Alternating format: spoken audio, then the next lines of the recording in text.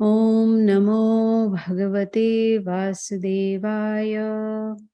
Om Namo Bhagavate Vasudevaya. Om Namo Bhagavate Vasudevaya. Narayanam Namaskritya Naram Chaiva Narottamam Devim Saraswatim Vyasam Tato Jayamudirayet. नष्टप्रायेषु अभद्रेषु नित्यं भगवत सेवया Bhagwati उत्तमश्लोके भक्तिर्भवति नैष्टिकी. Reading from Srimad Bhagavatam, Canto 1, Chapter 16, verse number 34. Yo vai mamati bharam asuravam sarajanam akshauhini shatam apanudat atmatantraha Tvam dustham unapadam atmani paurushena sampadayan yadushu ramyam abhiprat angam. Yaha, he who, why, certainly, mama, mine, atibharam, too burdensome, asuravamsha, unbelievers, rajanam of the kings, akshauhini, one military division, shatam, hundreds of such divisions, apanudat, extirpated, atmatantra, self-sufficient, tvam, unto you, tustham, put into difficulty, unapadam, devoid of strength to stand, atmani, internal, paurushena, by dint of energy, sampadayan, for executing, Yadushu in the Yadu dynasty, Ramyam, transcendentally beautiful, Abhiprat, accepted, Angam, body. Translation and purport by Srila Prabhupada. Srila Prabhupada ki jai. O personality of religion, I was greatly overburdened by the undue military phalanxes arranged by atheistic kings, and I was relieved by the grace of the personality of Godhead. Similarly, you were also in a distressed condition, weakened in your standing strength, and thus he also incarnated by his internal energy in the family of the Yadus to relieve you. Purport. The Asuras want to enjoy a life of sense gratification, even at the cost of others' happiness. In order to fulfill this ambition, the Asuras, especially atheistic kings or executive heads, try to equip themselves with all kinds of deadly weapons to bring about a war in a peaceful society. They have no ambition other than personal aggrandizement, and thus Mother Earth feels overburdened by such undue increases of military strength. By increase of the Asuric population, those who follow the principles of religion become unhappy, especially the devotees or devas. In such a situation, the personality of Godhead incarnates to vanquish the unwanted asuras and to re-establish the true principles of religion. This was the mission of Lord Sri Krishna, and he fulfilled it. Om Agyana Timirandasya Gyananjana Shalakaya Chakshurum Militam Yena Tasmai Shri Gurave Namaha. Hare Krishna. Thank you all so much for coming for this Bhagavatam class. We've been hearing the conversation between Mother Earth and in the form of a cow, and religion in the form of bull, that is dharma. So here in this verse, we see that Mother Earth is feeling overburdened, but gets relief by the Supreme Personality of Godhead. And she's talking about dharma, that is in the form of a bull, is feeling weakened, And because of all this, irreligion spreading, with earth being overburdened, and Dharma also feeling so weak, Krishna appeared in the Yadu dynasty. And this we've heard in the Bhagavad Gita also, where Krishna says, that he comes whenever there is decline in religious principles to reestablish dharma. So we see Krishna appeared 5,000 years ago just to remove this burden from Mother Earth. Mother Earth was feeling very, very overburdened. And also to reestablish dharma, which is religion. Now, in the purport, Srila Prabhupada is talking about, the asuras who want to enjoy sense gratification. And Prabhupada is saying at any cost. They want to enjoy at any cost, which means they don't mind going to any extent just to be able to enjoy. So here we see that this happens when a person is wanting to enjoy at any cost. That means uncontrolled senses. Only when a person has no control over the senses, that is when, they want to do anything and everything, just like they say, beg, borrow, or steal, to fulfill one's desires. In Bhagavad Gita, chapter 2, verse number 62, it says, Dhyato Vishayan Pumsa Sangas Tesu Pajayate. Sangat Sanjayate Kama, Kamat Krodha Vibhajayate. See, Krishna is explaining that when the senses come in contact with sense objects, there's immediate attraction. Then a person starts contemplating on that sense object. I want it. And then there's attachment. And then that leads to lust. And when lust develops in the heart because of uncontrolled senses, there is anger. What? It didn't get fulfilled. I wanted this and I didn't get it. So there is anger. And with anger comes delusion. There is bewilderment of memory, Krishna says. And then intelligence is lost. And when intelligence is lost, Krishna says one person falls down. Where? Into the material pool again. So you see, so much stress is given in the Bhagavad Gita also to control the senses. If we don't control the senses, then nothing is going to fall in place. Then it's just going to be going down, down, down in the material pool. So here in this verse 62 of chapter 2, Krishna talks about dhyato. Dhyato means meditate, contemplate. And the reason the senses are uncontrolled is because the mind is not under control. Why is the mind not under control? Because the intelligence is not sharpened by the, sword of knowledge. Krishna tells us in Bhagavad Gita. So that means it's the responsibility of, the intelligence to gather knowledge, to control mind so that the senses can come under control. Sharpen it. Why do we have these classes in the morning? And, there are so many classes going on Bhagavad Gita and Bhagavatam, Chaitanya Charitamrita, all over the world. Why did Srila Prabhupada give us this morning program where he put Bhagavatam class in the morning? We need the knowledge. It's only when we will take the knowledge, then our intelligence will become sharpened. Only then mind and senses can come under control. So that is why association is very important.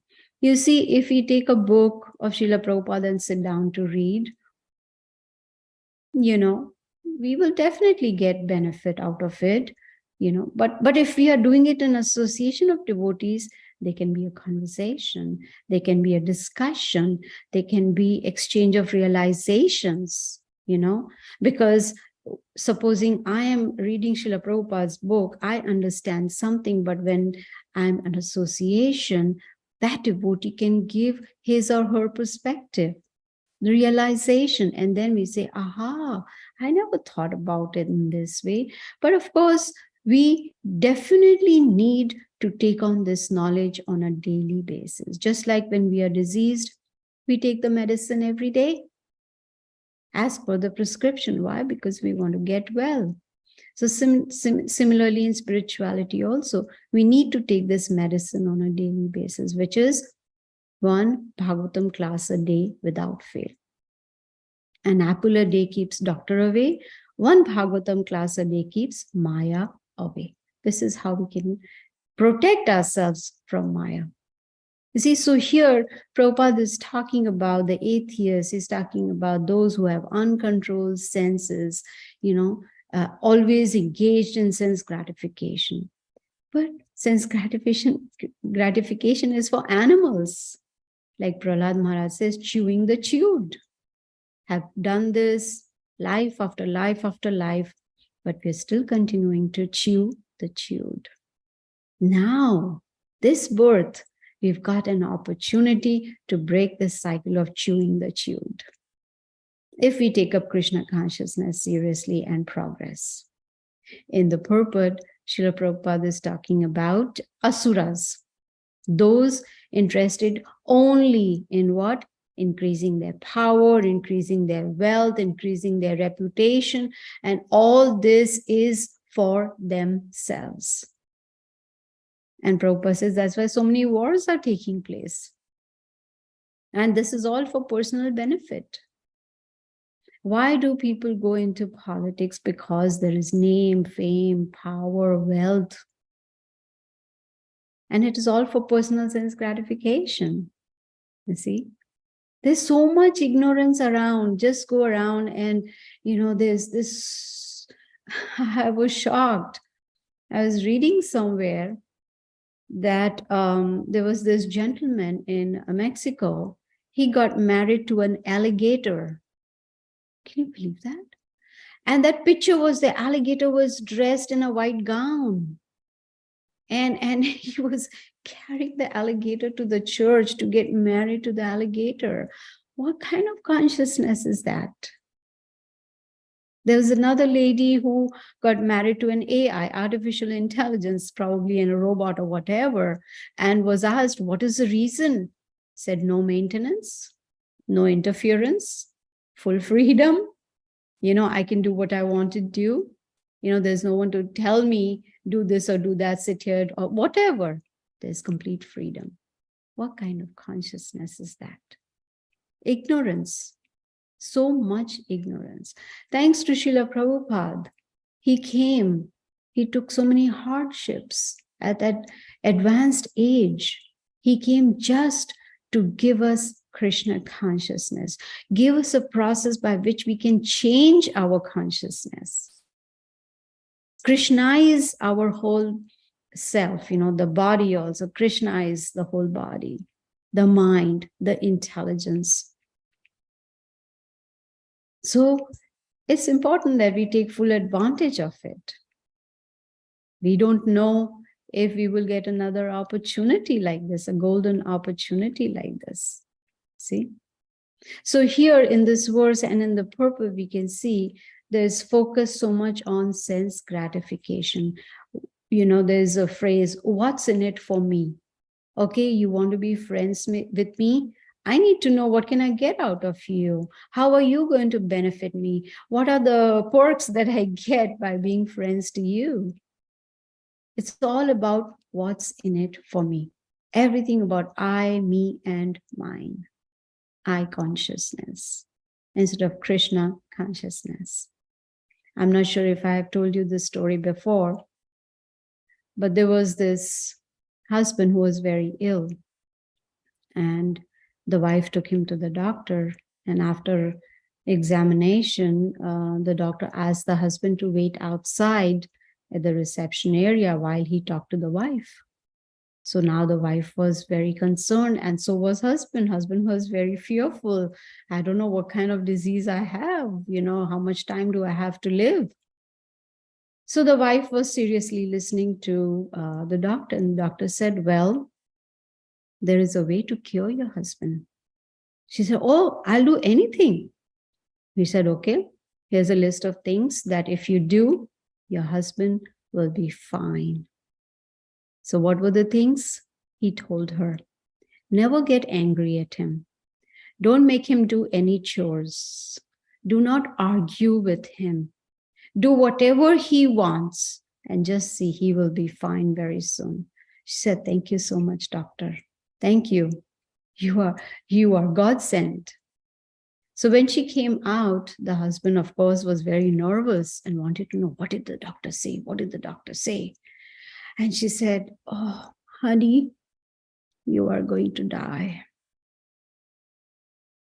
She did not want to, go through that whole list, that, oh, he won't do any chores. He's not, I can't get angry at him. I can't argue with him. That's not going to work. This is sense gratification. What do I want? I, me, and mine. So Srila Prabhupada is explaining that this is demoniac nature. The asuras, they want to enjoy even at the cost of others' happiness. It doesn't matter to them what is the suffering that their enjoyment is going to bring to others. It's just, I want to be happy at any cost. I don't care if someone is happy or not. So this is what is going on in this Kali Yuga. And we have heard family life is not for sense gratification, it's for self-realization. Everyone in the family should understand what is their duty. The prime duty is to be Krishna conscious. You see, sense gratification, Prabhupada says, is rampant. Everyone is running for sense gratification. How can I get some pleasure?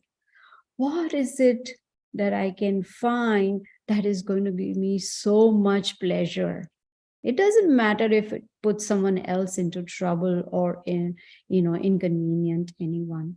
No, I want to be happy. But devotees, they want to see everyone happy. They want to spread Krishna consciousness. They want to preach to as many as possible so that the other people can understand the purpose of human form of life. The devotees want to help others. They want, of course, they can help only those who want to be helped, right? We cannot force anyone. Krishna consciousness cannot be forced into anyone's head. It's a personal choice. Krishna has given us that minute independence to decide, yes, right? Sarva sichaham hridi sanivishto matah smritir jnanam apohanam cha. He says, I am there in everyone's heart, and from me comes remembrance, knowledge, and forgetfulness. So now he's giving us this choice. And then there are some who make good use of this choice. They become Krishna conscious, and there are many who just don't want to remember. They want to forget Krishna. And Krishna fulfills our decisions, whatever decisions we make. What are the devotees trying to do when they preach? They are trying to wean people away from sense gratification and bring them more towards self-realization, because that is the purpose of life. And Krishna, he's there in the heart to guide us. And, is waiting for us, Prabhupada says, to turn our face to the Supreme Lord within the heart. So we are very, very, very fortunate to be Krishna conscious. Attitude of gratitude. If we can just, be grateful on a daily basis for having access to this treasure house knowledge of Krishna consciousness. We are so fortunate that we are introduced to Krishna consciousness. It's Srila Prabhupada who revived it. Yes, Chaitanya Mahaprabhu came to revive, give us the, Yuga Dharma, which is chanting the holy names of the Lord. And Srila Prabhupada, he explained to us in such a simple way that it is not at all difficult to follow. So we see from this verse, Whenever there is rise in a religion, Krishna comes down. He incarnates to vanquish all the asuras. Of course, 5,000 years ago, he came in his original form, the Shyam Sundar form.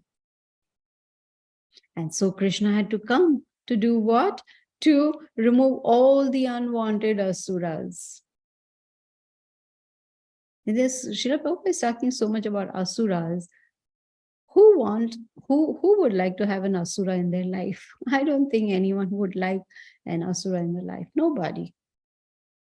And thanks to Krishna, he comes down to help us to remove those asuras from this material world so that he can re-establish dharma, principles of religion. And Prabhupada says that he comes with that mission in mind and he fulfills it. He's the Supreme Lord. He can definitely do whatever he wants to do. So when he has this mission that he wants to accomplish, definitely he fulfills it.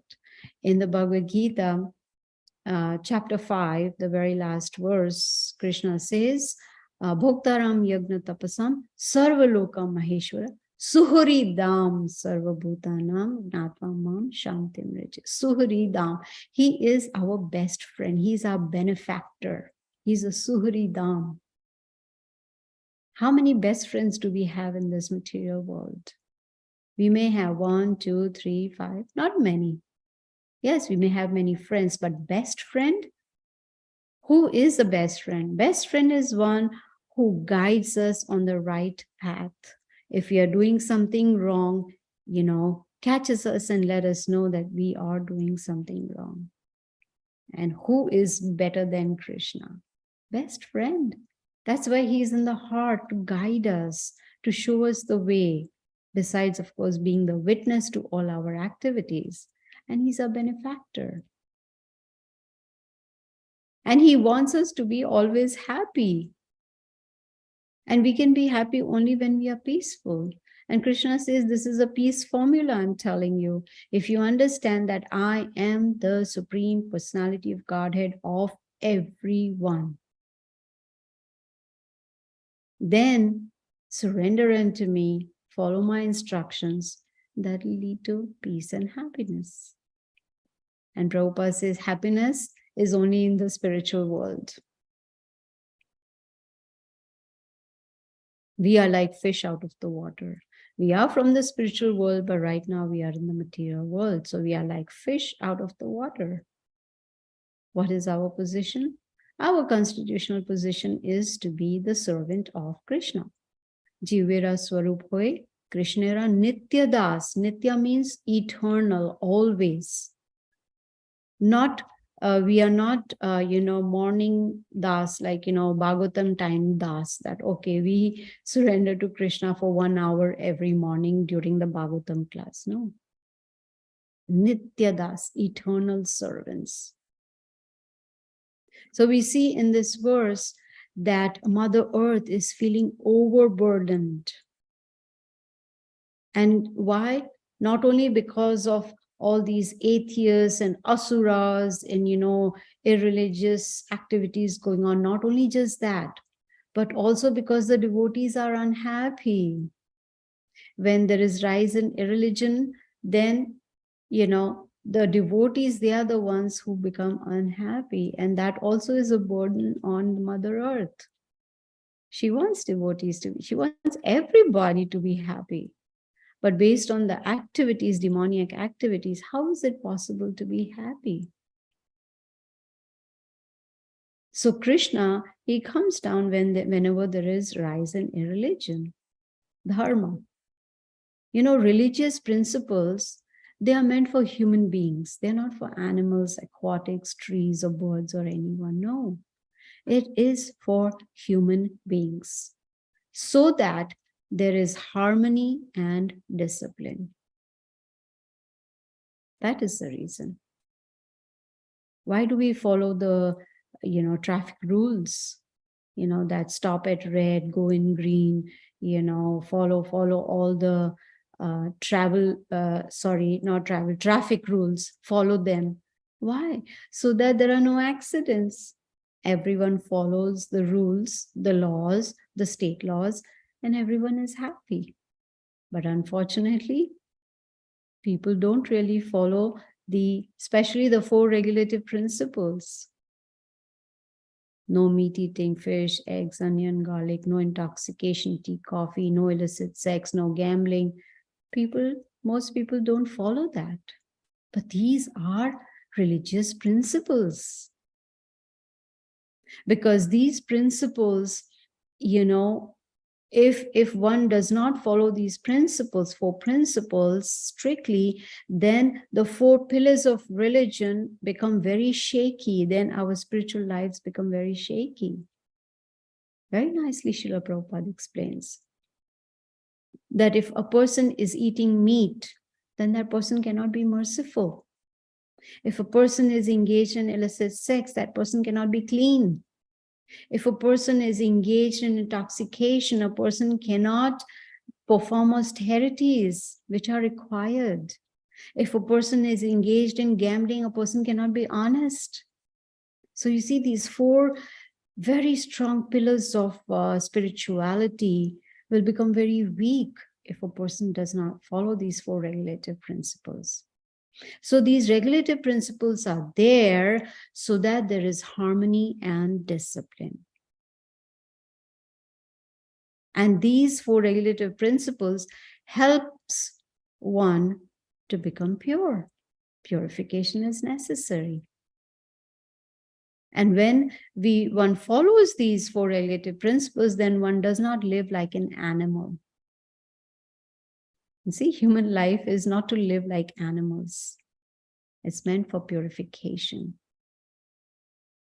It's necessary for self-realization.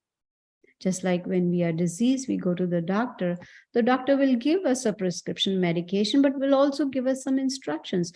Don't eat this, don't drink this, do that. There are do's and don'ts. And they are there for our benefit so that we can get rid of the disease and purify ourselves. Similarly, in spirituality, we follow these 4 regulative principles to purify our existence. And Srila Prabhupada has given us such a simple process for self-realization. Very simple. Like he says, what is the difficulty? I was listening to Prabhupada's lecture on Saturday where he was saying, what is the difficulty? There's no difficulty. His whole lecture was about intoxication. He said people are so intoxicated. They're intoxicated because of lust. They're intoxicated, with wealth and power and beauty and fame and everything. Intoxication. And when I'm sure we have experienced watching some people who are really intoxicated. What is their situation? They don't talk sense. They talk anything that comes out from their mouth. They are unable to control their body because they keep swinging and there's no control over their body because they're so intoxicated. It's almost like an animal. Intelligence is lost. So Srila Prabhupada was talking all through his lecture about intoxication. Now, intoxication could be, for acquiring a lot of wealth, or, reaching a powerful position or controlling. These are all different kinds of intoxication. So here, Srila Prabhupada is saying, what is the difficulty? It's such a simple process. Like he says, chant and be happy. But how to chant is $1 million question. Like Pariksit Prabhu was saying, chanting on autopilot. I just love that sentence, and I'm using it everywhere. We had a Chaitanya Charitamrita class on Saturday morning, and I used that, and I could see everyone was like, wow, yes, but this is what we generally do. Most of us do. So these asuras, their senses are uncontrolled. Their senses are wandering everywhere to find what can I get to enjoy, what can I see that I can enjoy, what can I eat that I can enjoy. So they are just wandering. So they need to control these senses. How? by following the process of Krishna consciousness. It's not that difficult. Attentive chanting, reading Srila Prabhupada's books, associating with devotees, preaching, serving in the temple. These are some of the activities that can help us to control our senses. I was listening to this lecture by Janardhan Maharaj when he was visiting Atlanta. And he was saying that when we are chanting and we are touching our beads, we are actually touching the lotus feet of Krishna. And I was like, what? Imagine that consciousness. When we are chanting, we are touching our beads, we are actually touching the lotus feet of Krishna. How much more concentration we would require for that? And it is chanting who can help us to control our senses. Because senses, they don't really do anything until and unless desires develop. They act upon desires. Maharaj was saying there are 22,000 desires every day. 22,000 desires. Can we fulfill them all? Probably none of them, or maybe one or two. But if these desires can be dovetailed to Krishna, with that service attitude, then there's going to be advancement. So our spiritual advancement is dependent on basically our service attitude. Chanting also is a service.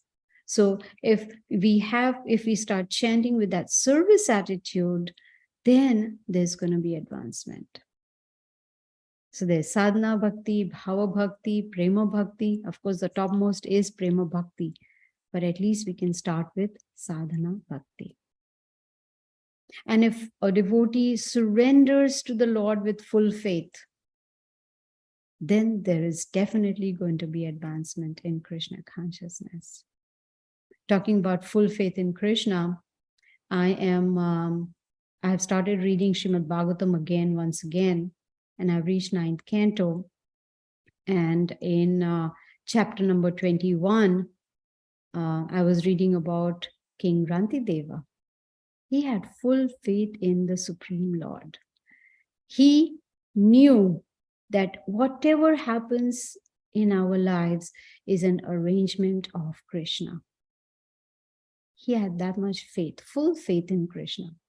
So one day he fasted for 48 days. His whole family fasted for 48 days. No food, no water. And so as he was about to break his fast after 48 days, he had all the prasadam in front of him. He had water in front of him. So, excuse me. As he was about to break the fast, a Brahmana came who was very hungry. So he offered the prasadam to the Brahmana. And then afterwards, a Shudra came. And Shudra also was hungry. But Rantideva, he did not think, oh, well, I've been fasting for 48 days. I'm feeling so weak. I need to eat. My family needs to eat. No. He knew that this Shudra also is part of Krishna. So he offered prasadam. Then a guest came with dogs. And he offered prasadam to them also because he knew respect is to be given to all living entities. Even the dogs have Paramatma in their heart. Now, finally, only water was left for him. Only for one person. Water left for one person. Now he has his whole family he needs to feed and, quench their thirst. But here, only probably one glass of water was left. And a Chandala came.